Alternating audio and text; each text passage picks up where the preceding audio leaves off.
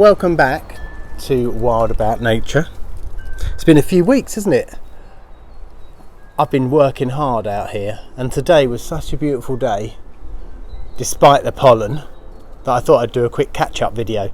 I'm allergic to tree pollen, which for all those catkins, I don't know if you can see them, they're like hanging down up there. You can probably make them out there, full of pollen. It aerosols and blows around and goes straight out my nose, and then I don't sleep. I rub my eyes out. Oh, it's awful, which is ironic because I save trees and they tend to hate me.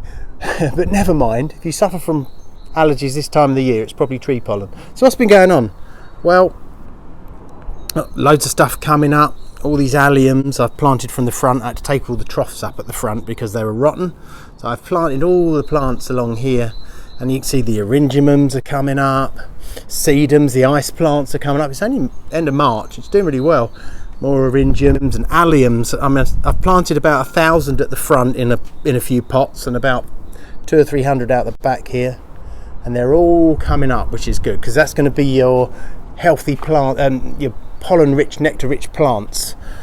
So this is the area where the deck used to be here, and you can see this is grassed up well.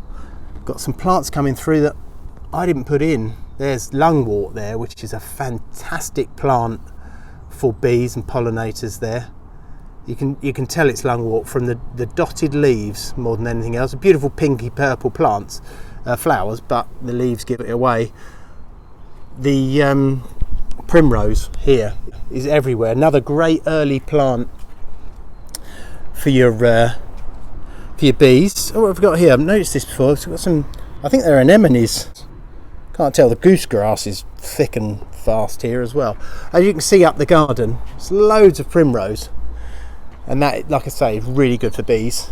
We've got some periwinkle coming through, the purple flowers there, which is a good hedgerow kind of woodland edge plant. Not sure what this is. The stuff is moving, and like really good year for primrose. Look, it's everywhere. The new deck, as you saw in a previous video, is all lovely now and done. I've got a bit of rattan furniture there to sit on. You can see I'm OCD, can't you? Like, I cover everything, which is funny because my life is either incredibly organised or a jumbled mess for wildlife gardening. I've mentioned this before, but you can have an organised wildlife garden. You can, if you're naturally that way, predisposed to being organised, you can still organise it and leave it wild for nature, if that is your preference. We've got our Spooky here, our well-trained Spooky, who certainly didn't chase a mouse a minute ago, did you? Hey? Are you gonna look for the camera? No, she's a bit shy. What else have we got flying about? Oh, there's a bee fly there, one of my favourites. Can you see that? Just about here, hovering around. It is a fly. There it is.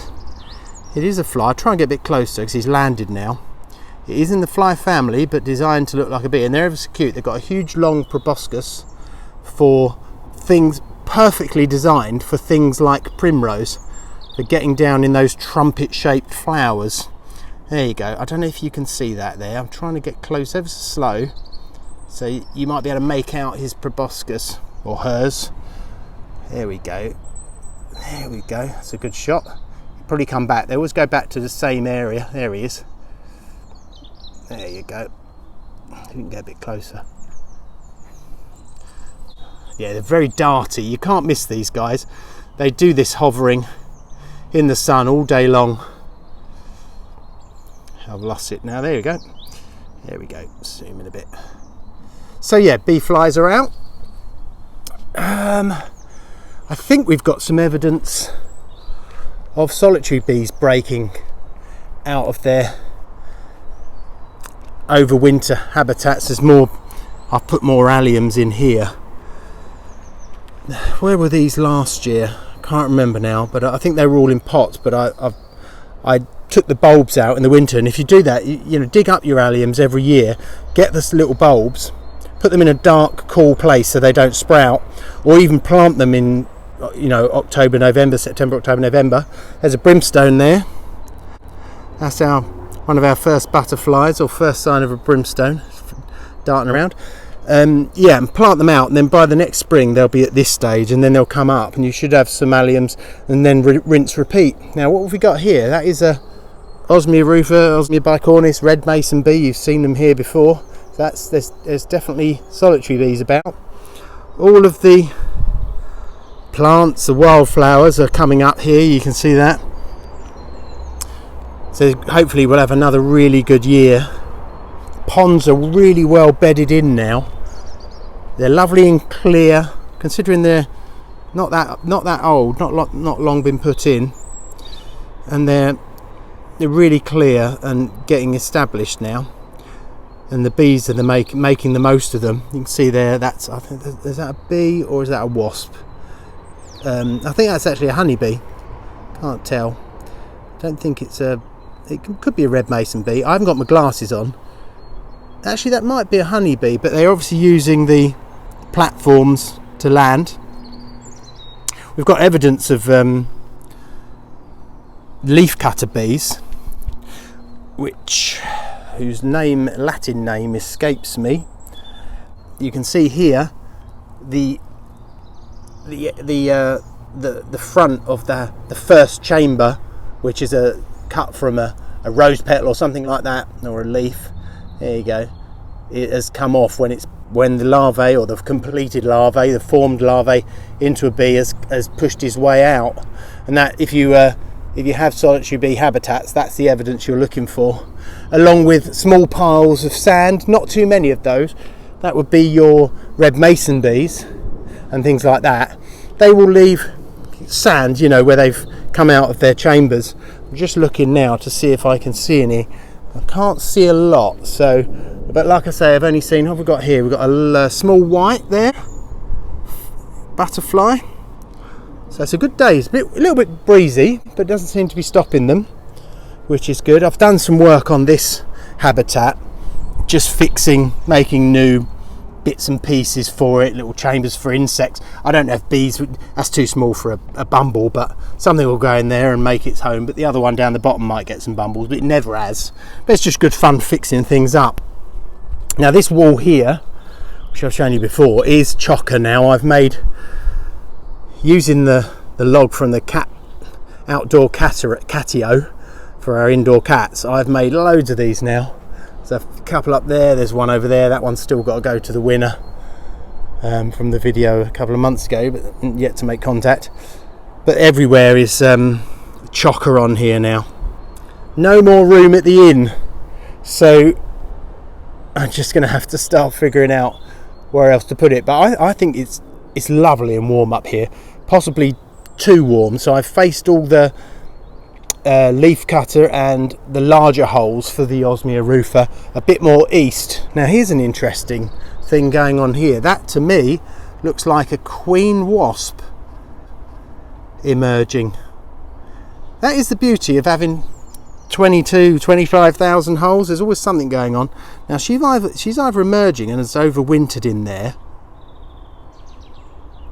or is it a queen? Is it a wasp? Hang on, I wish I had my glasses.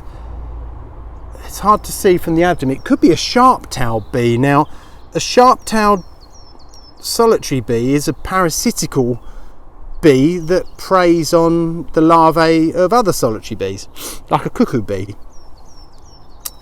But they wouldn't normally be doing it because the larvae are fully formed now. It's March. You'd normally see these guys in June, July, August kind of time. As the bees are going in and out of their chambers, putting the nectar down, with the pollen, mixing it together, laying the larvae on it, and then lining the tube and creating a doorway, and then working their way forward to the front of the hole. As they leave to get more materials and substrates and food for the larvae that will be, the sharp-tailed bee just goes in, lays its larvae, and the bee comes back and doesn't know what's happened. But I can't tell. That does look like a yellow jacket queen to me. I don't know what she's doing in there. She might be feeding. She might be feeding on a larvae. Where has it gone? She might be feeding on a larvae that's emerging. Could have killed it. But that is nature for you. So it's interesting to see. I mean, you could stand up here all day and see loads of stuff going on. There's always something going on in this garden, and that can be yours as well. You know, all you need is a little space. Up here I've probably got no more. If I just take you up the garden a little bit, I mean, essentially now my wildlife garden is this area here, and that is pretty much it, with the habitats at the top and 3 ponds, and then a bog garden right at the bottom. Oh, the Bowls Mauve, Erysimum, is, well, I mean, it's always flowering here, but it's starting to flower even more now, and that's a fantastic plant, all year round plant. I've just noticed that you've got some Germander Speedwell, I think, in here. I think it's the little purple one there, yeah. That's the bluey purple one, that's Germander Speedwell. Another lovely plant for those smaller insects with proboscis. What's the plural of proboscis? Probosci? Don't know. But yeah, if you've got an area this size, or much smaller, you don't have to have it this big. This is about 25 foot by 30, 25 by 25 maybe a little bit bigger or longer and narrower, depending on how big your garden is. But yeah, there's something you can do no matter how big your garden is and who you are and what your experience is. It does not matter. I did just see a red mason bee darting around here, interested in the holes, but it's definitely going to start moving now. So anyway, it's just a quick tour. I will start doing some more specific videos soon, but I'm glad we've caught up. If I just turn this way, my wife does not want you looking at her eating her lunch.